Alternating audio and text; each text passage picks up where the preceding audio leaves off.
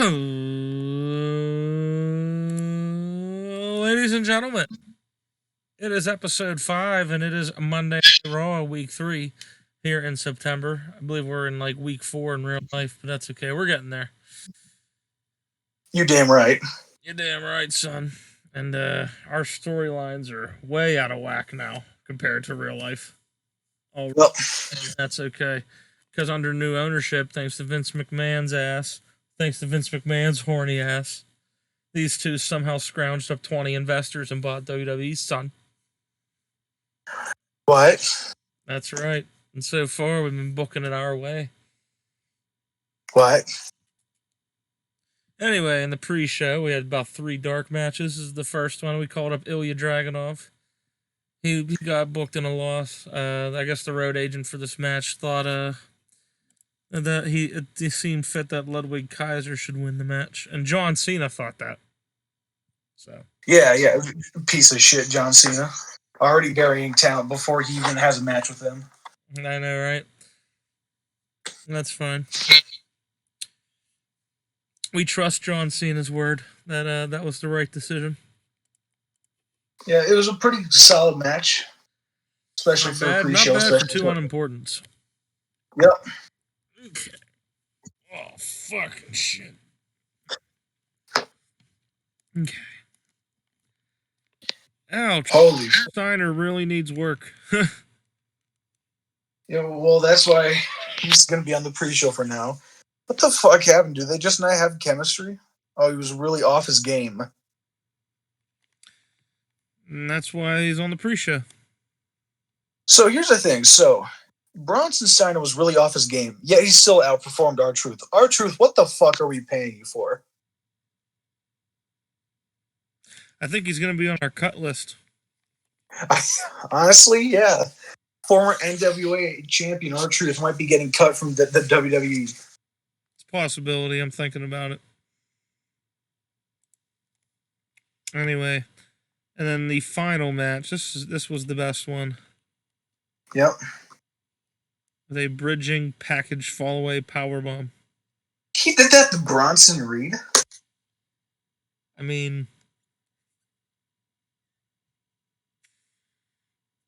could be the old school babyface was building up to one big strong move. Maybe. Finally, now it's a 3 count. But Bronson Reed's a big fat bastard, so I find it hard to believe that Dragon Lee did that. Just go with it. Okay, it's wrestling. 46. And Adam Pearce, we finally found a new general manager. And he's going to make his way out to the ring right now here in Chicago in the Trisha Jones Convocation Center. I wonder who it could be. I have no idea.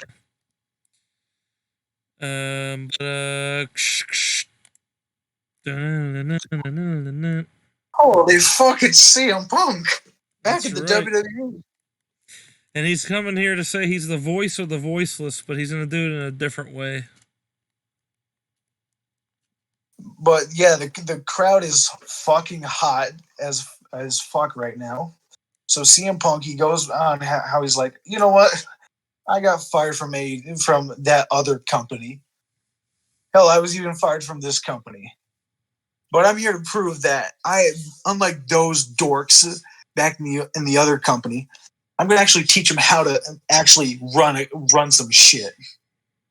Because as of this moment, CM Punk is now GM Punk. So basically, he's in charge now. He's going to tell the story how he wants to tell it.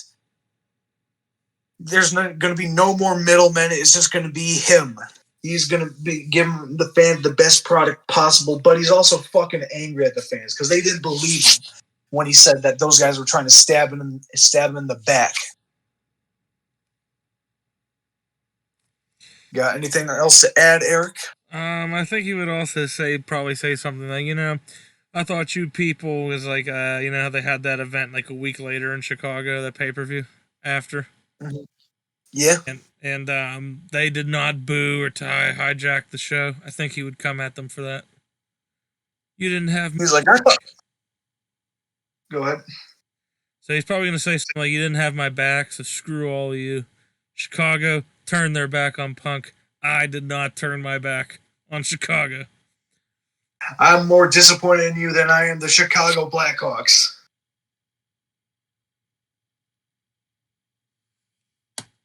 Yep. You all make me sick. Just like the Cubs are going to make me sick if they don't make the playoffs. Yep. I got a 69. Or he'd probably say something like, just like how it makes me sick to watch Justin Fields play quarterback in a Chicago Bears uniform. Yep. Or how it makes me sick that the Bulls haven't been relevant since the 90s. Yep. 69. Punk is back in WWE as GM of Raw. What is going to happen? And then The Miz and Dolph Ziggler in a mid-tier match. Decent match, a good way to kick off Raw. So Ziggler gets zigzag. He's on quite a roll. That's right. Dolph Ziggler continuing his winning streak. Hopefully this gets him over, I hope. We hope, yep. So he's back. Commercial break. Yeah. Ziggler goes up to his boss, Punk, and go ahead with the rest. All right. So Ziggler's like, hey, Punk, it's first of all good to have you back, Punk. He's not really paying attention to him. He kind of gives him like a little nod, like, yep. He's in gorilla. He's kind of watching he's watching the monitors. He's like, so what do you think about me getting a title shot? I'm on quite a win streak. He's like, Punk, he doesn't respond. He's like, look, Adam Pearce he didn't care about me. Do you even care about me? Punk, he takes the headset off. He's like, quite frankly, Dolph, I don't care about you.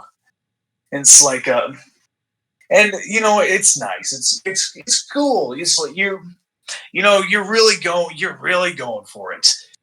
You're on a win streak. But I'm going to tell you a secret, Dolph. Adam Pearce probably told you that you were going to be wrestling on both shows because it'd give you a better opportunity. That's why you signed the contract saying that you could wrestle on both brands. He said that you could earn more opportunities if you could wrestle on both brands. I bet he really sold you on that, Dolph. But here's the real reason he did that. The real reason he said you could wrestle on both brands is because he thought you would lose. Quite frankly, everybody thought you would lose. He wanted you to put over talent, and he wanted you to be out of here within the next 6 to 12 months. That's the real reason. But, hey, you defied the odds. You defied expectations. When people thought you were down and out, you strike back. You get some wins. You're on a roll. But, Dolph, you defying the odds, it goes both ways. See, on one side of the coin, you have you defy the odds. You go against the corporate machine. You get wins when you're not supposed to, when people don't think you're supposed to, when people think you're down and out. Like how in 2017, people thought you were done, but you get a title shot. You get a WWE title shot at SummerSlam. Good for you, Dolph. You really made your mark. But then there's the other side of the coin. Yeah, you really defy the odds. Like back in 2011, when people thought you were going to be the next big thing. Yeah, you really defied the odds. When you didn't turn out. When you disappointed everybody. When you failed. So, Dolph, that's why I don't really care. Because sure, you have a little win streak going on right now. But in a month or two, you're going to flare out. Then you're going to be back down the mid card. Hell, you might even go back to NXT for a little bit, and then you'll meander on through. Become the disappointment you always have been, and always will be. Remember, it's disappointment. Yeah. So Dolph, he's fucking fuming at this. But he's not. He hasn't quite boiled over yet. So he's staring down with Punk, and Punk he just tells security, get him out of the building. I don't want to look at him anymore. So Dolph is escorted out of the building by security, and Punk goes back to running a show. Yep. 73. Good TV. Yeah. 51. Rhea Ripley winning with a Riptide on Candice LeRae in a non-title match. Yep. So the reason this went on as long as it did, so Rhea, she's still worried about Dom. He's been kidnapped by Becky Lynch, but she doesn't know that yet because she doesn't watch the product. And she doesn't pay attention to social media because she's been worried sick. Where's Dom? What happened to Dom? So she's been kind of worried. She's been looking out for Dom, hoping he was going to run in. So that's why she was a little distracted. That's why this match went on as long as it did. But she gets the win. And as she's kind of celebrating, we see up on the Titantron, Dom, he's knocked out, tied up, or whatever. And Becky's like, hey, so I remember last week you didn't give me a title shot. So I went ahead and got me an incentive. If you don't give me a title shot at Fastlane, I'm gonna end Dom's career. And maybe even go even further. She pulls out a Beretta and points it at his cock. No. I mean, that's the rated X version of what happened. Yeah, that's the TV. That's the internet exclusive version. That's right. That's the Pornhub exclusive. Mm-hmm. So it's like so. Well, he probably just points a chair at his head. Points a chair at his head. Yeah. But I also, if you don't mind the 357 Magnum at his cock approach too, I mean, hey, you can think of it like that as well. A sawed-off shotgun in one hand, her baby in the other. She has to multitask. She is a mother after all. Yeah, I was gonna say. I guess. Yeah. Yeah. So we're just gonna say that the baby's in this angle. Yeah, she's holding the baby while it's like looks like I have to deal with two babies at the moment. Wah wah. Yep. So Rhea accepts, so it's gonna be Rhea and Becky Lynch at the pay-per-view. Yep.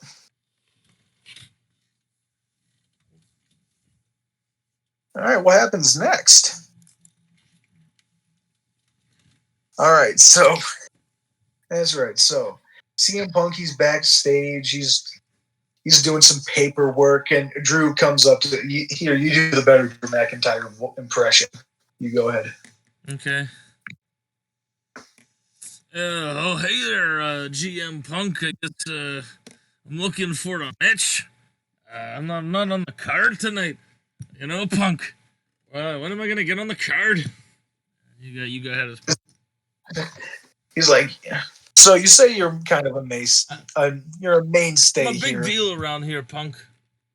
Yeah. So here's the thing. So I've seen the last few Raws. So last week you were on the pre-show. He's looking at his notes. He's like, all right, last week you were on the pre-show, and the week before that you had an angle, and that was it. Not really mainstay shit. Am I right? He's like, but here's the second reason why. Attitude. I haven't liked you in the first place at all. The fact that you're back here makes me sick. And then Punk's like, ditto. Here's the deal. Here's the thing. I thought you were an arrogant piece of shit when I was back when you were making your first initial run. And I still think you're an arrogant piece of shit. Only difference is you're not. It takes one to know one, don't it, Punky boy? He's like, yeah, whatever. He's like, but I've been through hell, so I have the right to be a bit of a cynic. You've had everything handed to you. You were Vince's boy the moment you walked in. But here's the thing: Vince isn't here anymore.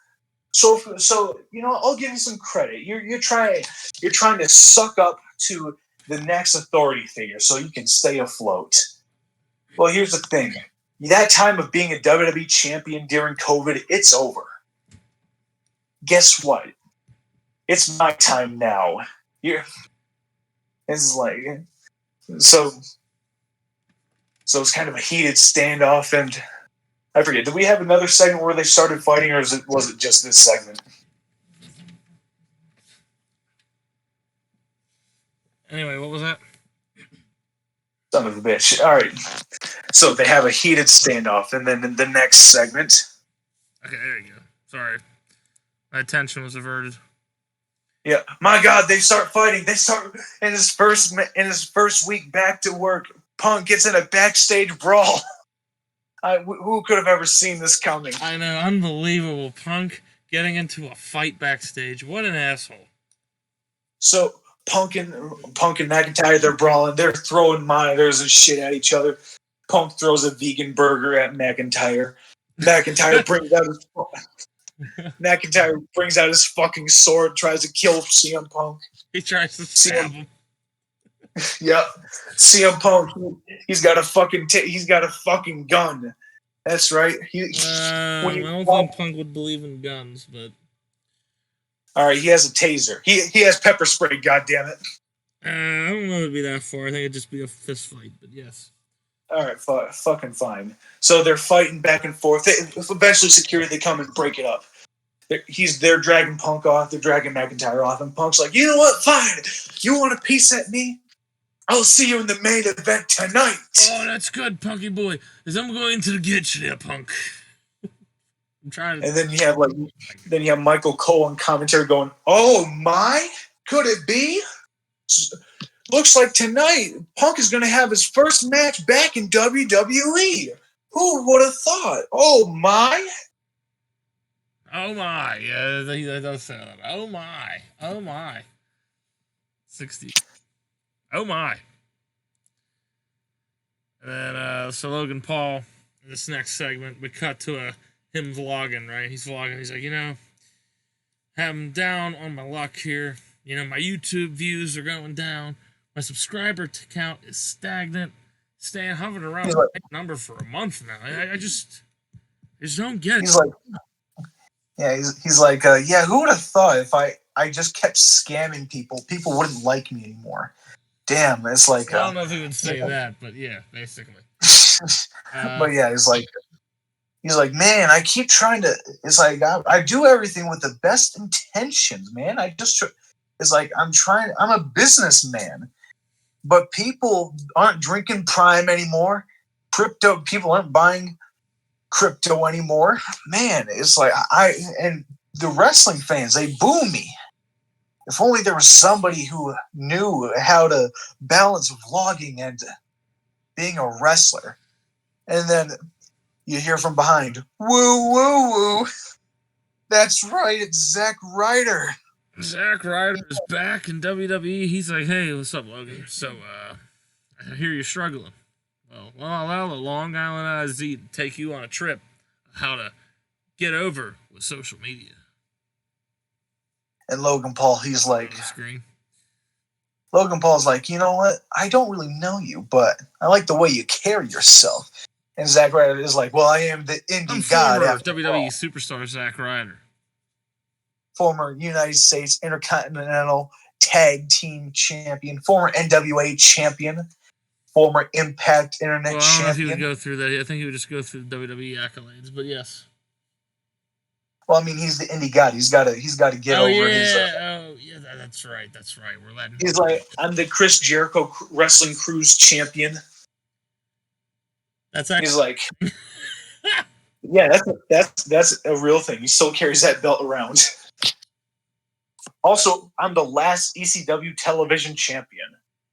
And Logan Paul was like, is that true? He's like, kind of. He's like, yeah, kind of. Anyway, Logan, let me teach you the ropes. Allow me to be an influence on your life. He and Logan Paul, they shake hands. Yep. And I think this is the start of a beautiful friendship. Yep. 7, not bad for a return. And a 43 match. This is Ricochet and Shelton Benjamin. Yep. A decent match. Fine. Shelton Benjamin gets the win. Ricochet probably does like a fucking double moonsault off the middle row. Shelton Benjamin hits him with a super kick. So maybe it's a double moonsault that he catches him with a super kick. No, I'm just fine. Yeah. So Ricochet, he does like a double moonsault into a super kick. That's how Shelton Benjamin wins. Like a real highlight. And then after Shelton Benjamin and Ricochet are looking at each other, they go for the handshake. And then all of a sudden, Shelton, what the hell has he done? And all of a sudden, that's right, Kurt Angle and Charlie Haas coming down the ramp to congratulate Shelton on what he's done, and they all hug in the ring. And it's like Team Angle is back. And it's like they raise Ricochet's Angle raises Ricochet's hand for doing a good job, but hits him with an angle slam. Son of a bitch! My God, Charlie Haas and Shelton Benjamin, they stomp Ricochet the fuck out. They wear him like a fur coat. They work him like a man in the salt mines. My God, Shelton Benjamin has turned heel. Charlie Haas, Kurt Angle heels again. Team Angle's back in the WWE. What's going to happen next? And then Kurt Angle in the next angle lets everybody know that he is not here to wrestle. He is not medically cleared, but he is here to manage some of the best damn athletes that WWE has to offer.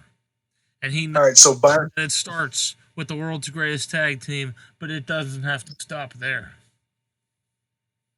He says the world's greatest tag team. They're the best team that has ever been, and the best team that ever will be. But we're not just here to win gold. We're here to teach, and there's some people that could use our wisdom. They just have to figure out how to get it. By the way, Byron Saxton sucks ass. Should we maybe remove him from the other angle he's in? Yeah, I don't have a pause button feature. Unfortunately, or else they're going to see everything else. Damn. No, well, whatever. Fuck it. We learned our mistake. For next time. Unless Eric forgets, like he did. We're going to fire him after this. So. Yeah, he has really no use for me anymore. Yeah. Fired. All right, but what happens next? So Matt Riddle, he's walking through the hallway. He's like, "Bro, Randy Orton's still hurt. He won't return my calls. RK Bro is done for." But I can't be a singles guy. Because I just talk to myself, and I don't like talking to myself. I need to be in a tag team. And he pauses. He sees Rob Van Dam, and he goes, "Bro," and Rob's like, "What's up, dude?" And Stoner Comedy's excuse. And he's like, Matt Riddle's like, "Bro, you want to be a tag team?" And Rob Van Dam's like, "That'd be sick as hell, dude." Yeah. We're going to. And Matt Riddle's like, "Damn, bro." And RVD's like, "Hold on. I like the sound of that name." And I believe, damn, bro. Damn, bros. And it's like, "Hey, you want to do a tag team match now?" And Rob Van Dam's like, "Right on, dude."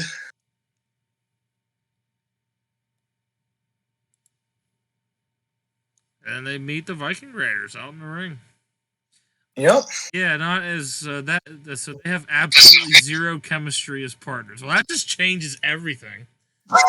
That's fucking disappointing as fuck. Oh my God. That is yeah. So the damn bros are about to get damn yeah. So we're gonna have to figure out a way to do something. Damn bros, more like God damn it. God damn it, yeah. All right, I'm gonna be honest. Damn bros is turning the damn bro. Real quick. All right, I'm gonna be honest. So we had like a tentative plan in place, like they were gonna win the tag titles, but then Punk was gonna come out and overturn. Like, hold on, these high bastards just failed their drug tests. They're high had as everything fuck. Lined up for this, man. Damn it. God damn it, bro. Fuck. All right. That's so disappointing, man. God, it was written for. It's like, so, God damn. Now they're a known commodity. So, like, what do we do? Do we just put them at angles now and then just write them off? How about this? Like, We'll do we just have him get sent home and then like just I don't know. We'll have to talk about it after this. That's just yeah. I actually have an idea now. okay. We'll talk about it after. Damn it. Damn. Gunther, he's coming out by himself. It looks like Ludwig Kaiser comes out with him. So whatever. Okay, so both of them are out there with him. He's cutting this promo. He's basically saying, I'm very bad at my German accent. It's probably going to sound more like Swedish, but I'm going to do the best I can. Cody Rhodes. You should, yeah. God, this sounds like an Italian mix of Italian and French and Swedish. I'm mostly German. You'd think I'd have the German accent down pat, but I don't. I mean, I kind of have a bit of a German accent.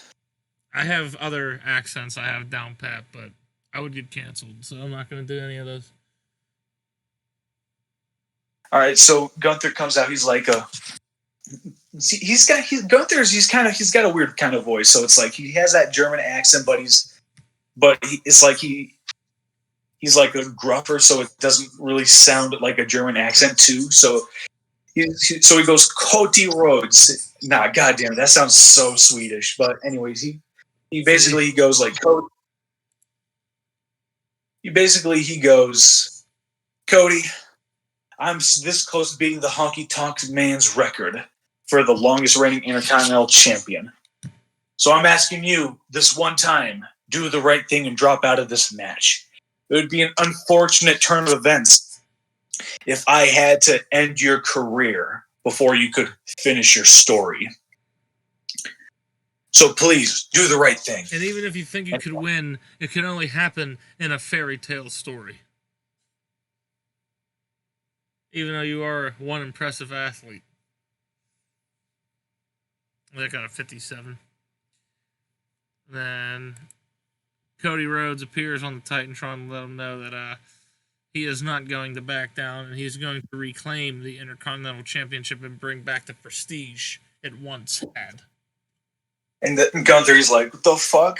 This title is more prestigious than it has ever been since it's been on you.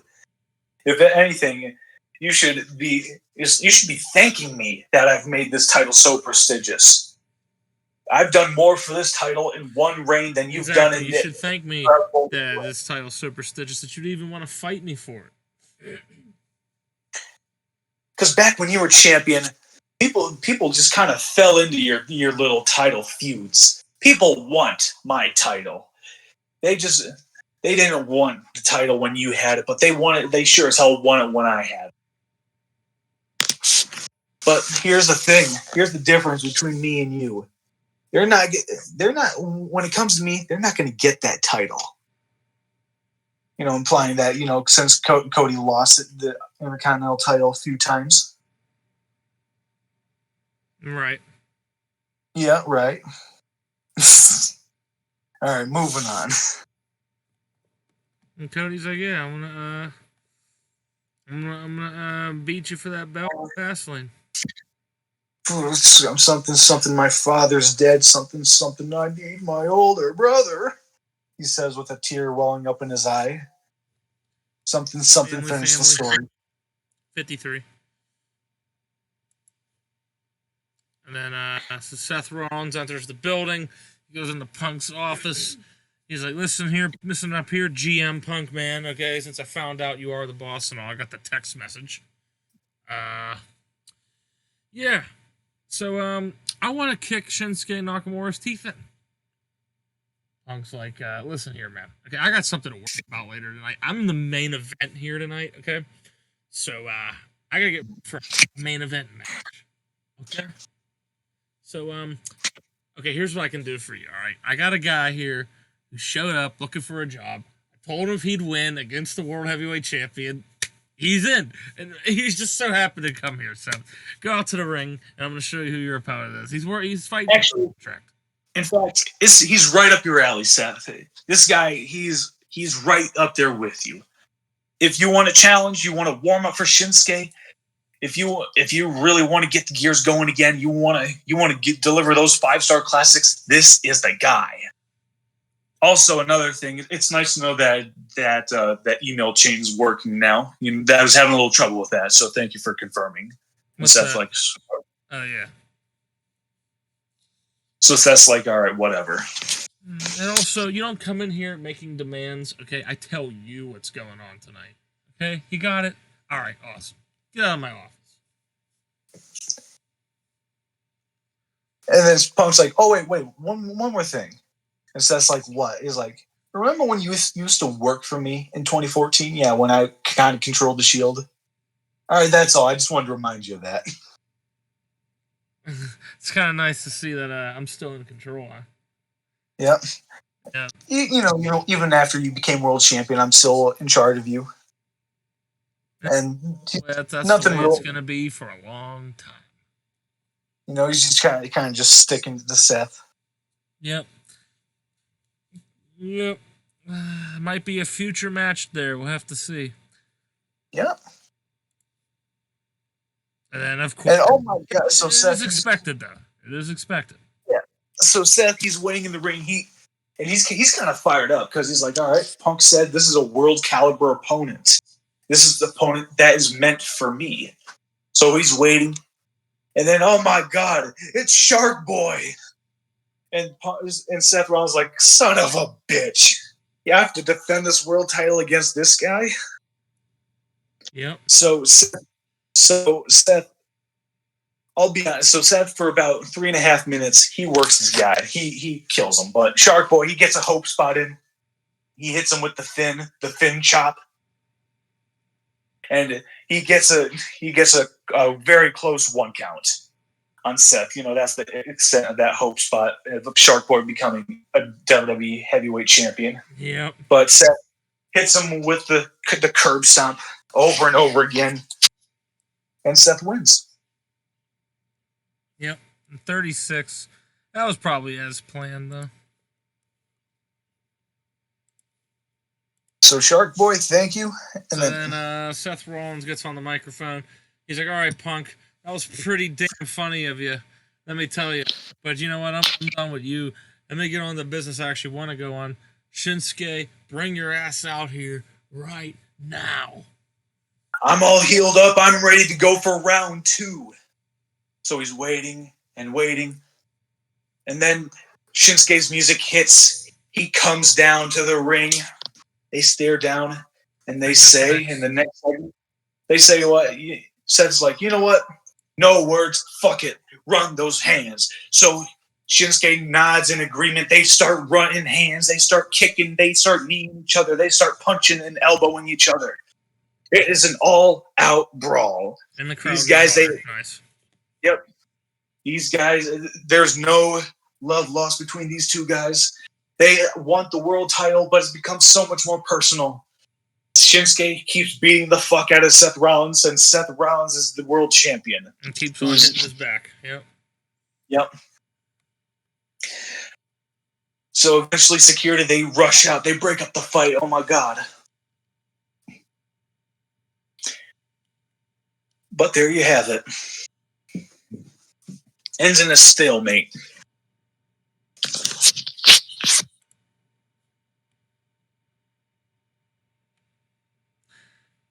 All right, so these three are in the back. They have to get ready for their match against the Judgment Day.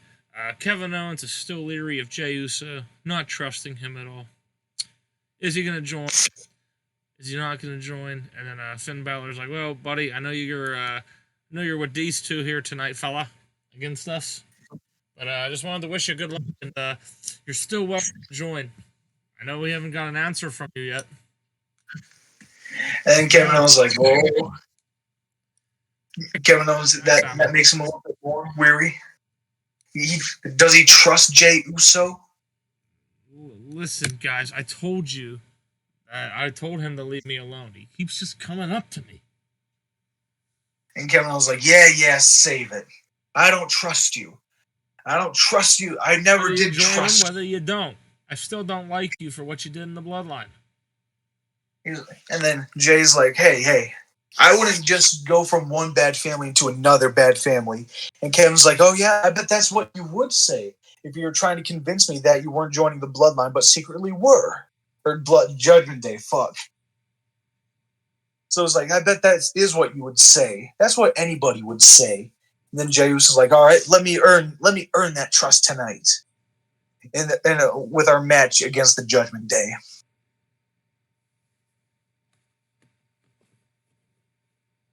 So what happens? They fucking lose. And what's that? So I said, what happens? They fucking lose. Why? Because Kevin Owens didn't trust Jey Uso. He didn't tag him in. He tried avoiding tagging him in. Sammy would tag Jey in, but Jey, he would go for a hot tag after he got beaten down, but Kevin Owens wouldn't. But Kevin Owens wouldn't tag out to him or whatever. But Judgment Day, they're a well-oiled machine, and that's how they got the victory.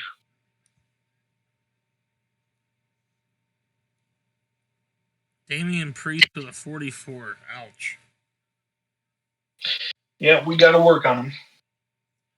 It's not what you like to see. Hey, we got time to work with him. So there's a win there for the Judgment Day. Yeah, Kevin Owens probably not too happy with himself.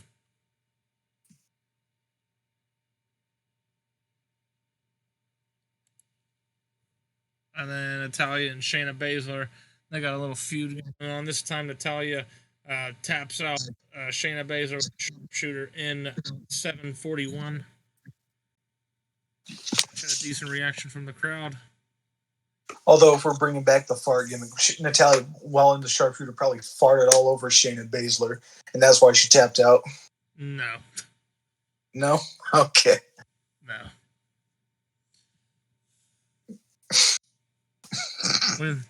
We don't do that bullshit around here.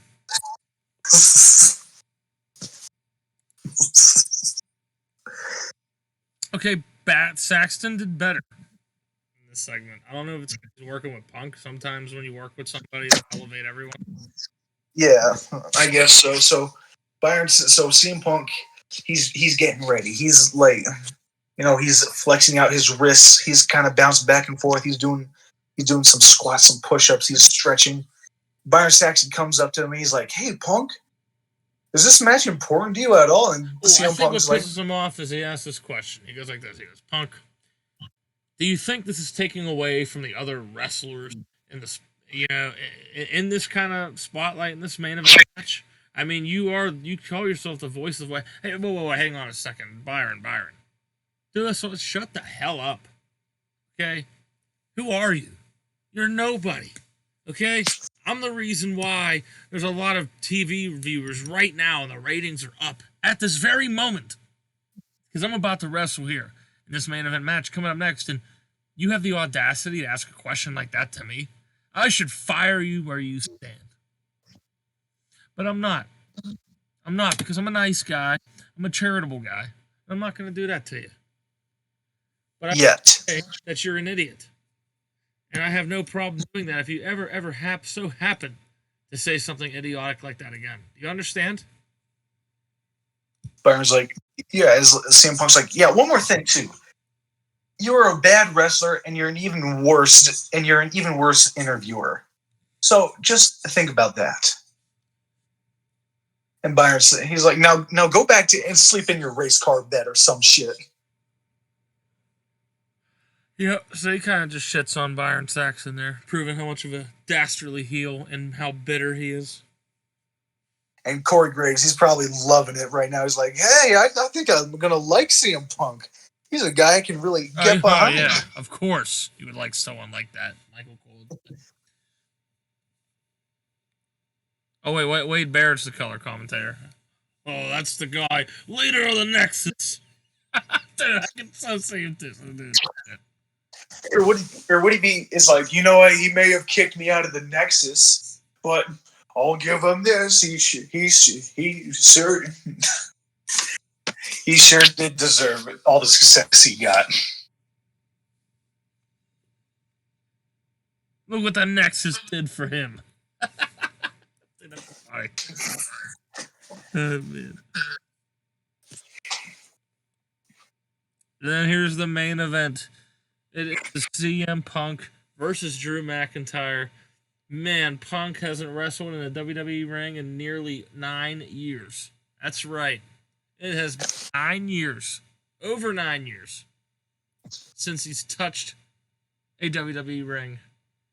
He's wrestling in one. Ever since 2014. From getting fired on his wedding day to coming back. From Royal Rumble 2014 to now, he's back. And I was at CM Punk's last match in WWE, the Royal Rumble match he was in.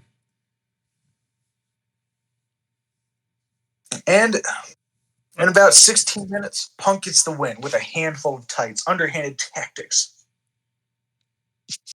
Wow, what a dirty son of a bitch. Punk getting his 1-0 in his comeback and about to have great heat and decent wrestling. Wow, what a great ending. Yep. Celebration, no lack of anything interesting happening. Fuck. Kiss my ass, who? Punk wins his first match back. Overness. That's why he's just standing there. Maybe I should have. You know what? We're just gonna put everything on entertainment from now on when they're doing the celebrations. All right. You can't cheap it out with an overness anymore. Okay, that's fine. Finish. They got a 70. Not bad. Increased pop. 4 regions. We still increased, but growth was restricted. I can accept that.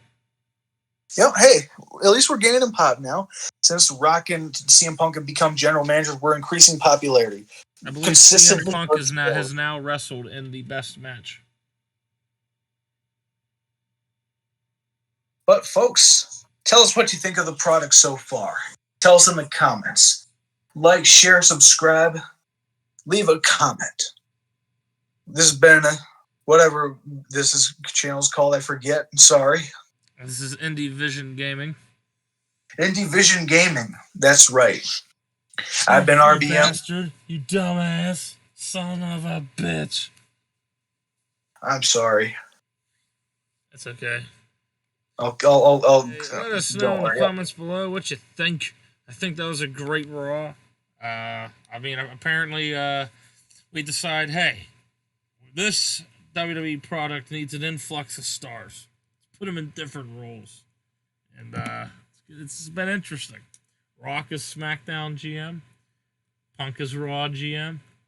What is going to happen in the coming months in our WWE?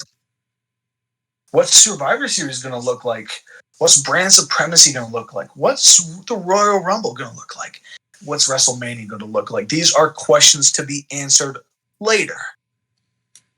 And no, this is not a brand split series where I run one brand, he runs the other. No, that's right. We are doing creative together.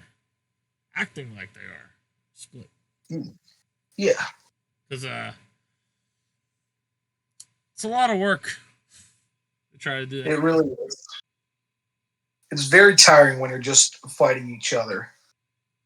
Sort of. Anyway, that's going to do it for this episode. Tune back in next time for SmackDown. What will The Rock have in mind for the Bloodline? Let's find out.